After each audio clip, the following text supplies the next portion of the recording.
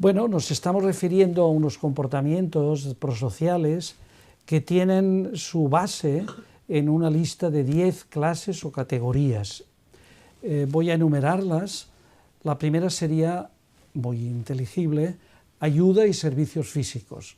Todos lo entendemos, aquí hay una definición precisa, operativa, conductas que procuran ayuda o servicio a otras personas para cumplir un determinado objetivo y que cuentan con la aprobación de las mismas, de estos receptores.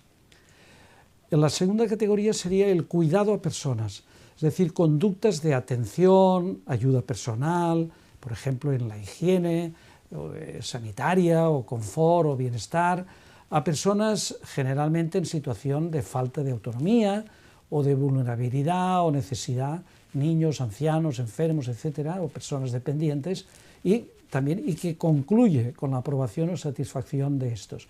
Por lo tanto, esta categoría está centradísima en el tema que nos ocupa, ¿no?, en nuestro estudio en este máster. Como tercera categoría tendríamos el dar y compartir.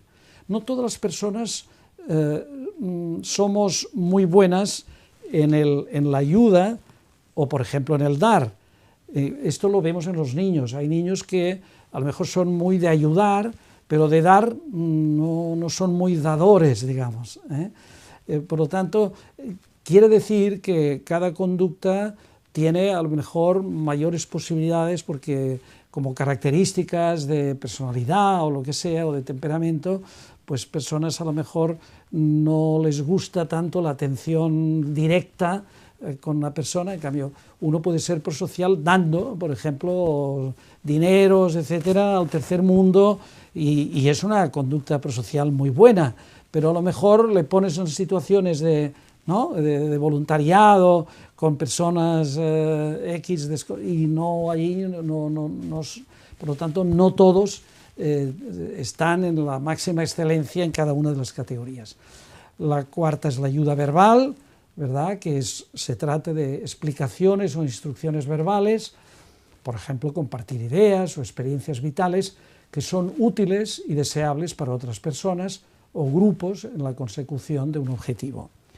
La categoría 5 sería el consuelo verbal. Nos encontramos a veces con situaciones así, por lo tanto son expresiones verbales para reducir la tristeza de personas apenadas o en apuros y aumentarles el ánimo. La sexta es muy interesante, muy importante, porque ya decía Václavic, el autor, que en nuestro estilo comunicativo nosotros o aprobamos al otro o lo rechazamos o somos indiferentes, que es lo peor.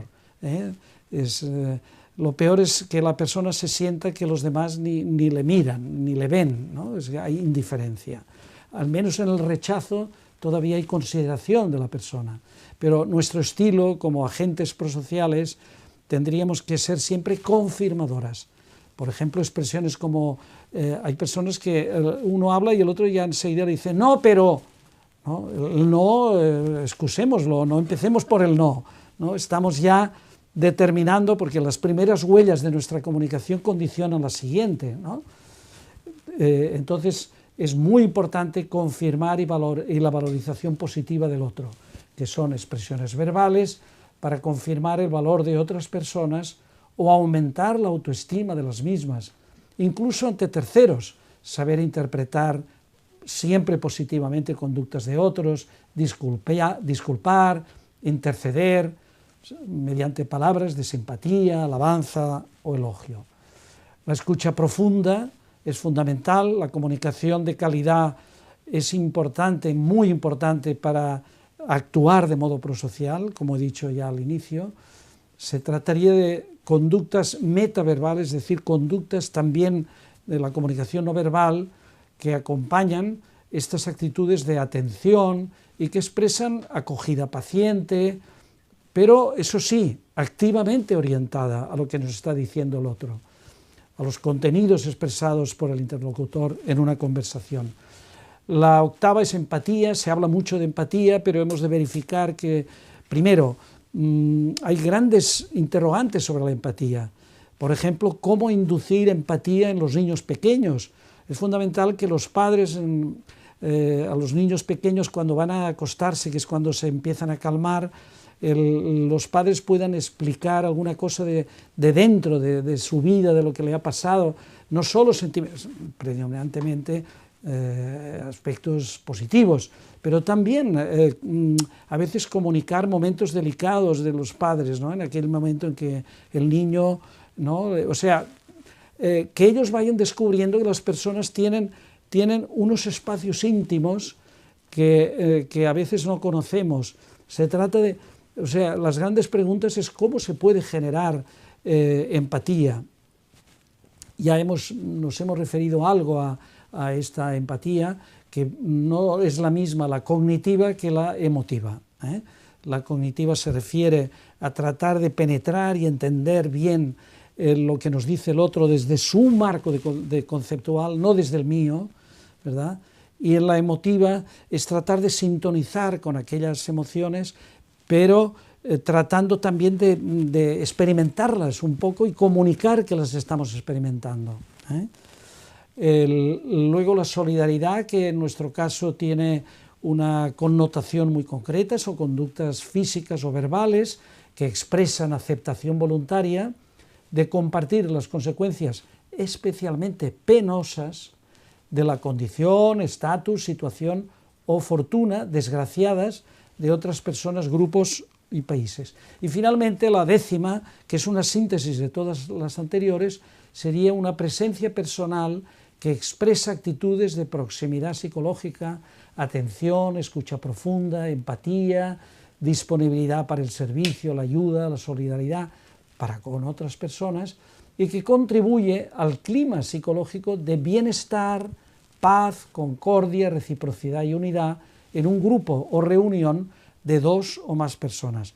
Esto recoge bastante la esencia de la prosocialidad. Por lo tanto, una persona excelente en prosocialidad, ¿cuál sería?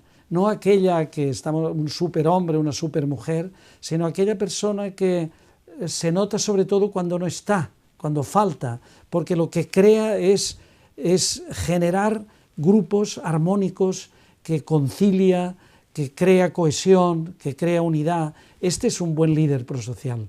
Podríamos hablar largamente.